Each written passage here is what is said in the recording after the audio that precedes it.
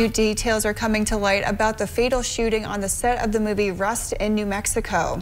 Investigators say 600 pieces of evidence have been collected, including 500 rounds of ammunition, some of which are believed to be live rounds. Director Joel Souza and cinematographer Helena Hutchins, who died from her wounds, were shot by Alec Baldwin when he fired a gun he believed to be loaded with blanks. All parties are said to be cooperating with the investigation.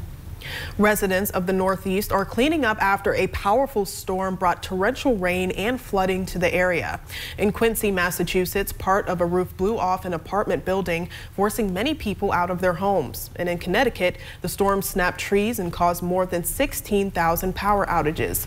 Schools were canceled and some roads were closed due to downed trees and wires. And in Maine, power outages were also an issue, disabling traffic lights and closing down several businesses. Well, President Biden is going to Europe today. The president first meets with the leaders of the world's 20 wealthiest countries in Italy and then heads to Scotland for a key climate change summit. But before he leaves, the president has a lot of unfinished business to take care of on Capitol Hill. NBC's Chris Pallone is in Washington with the latest.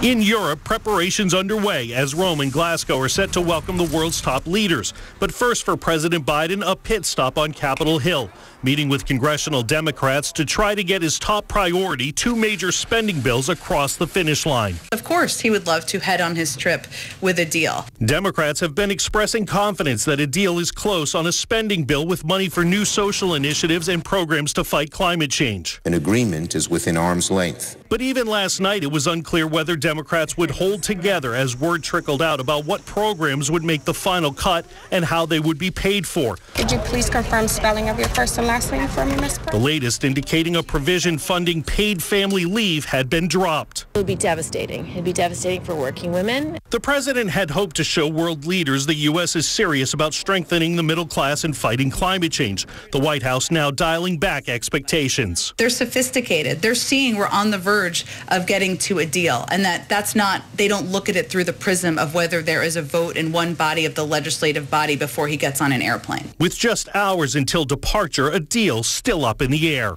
Chris Pallone, NBC News, Washington.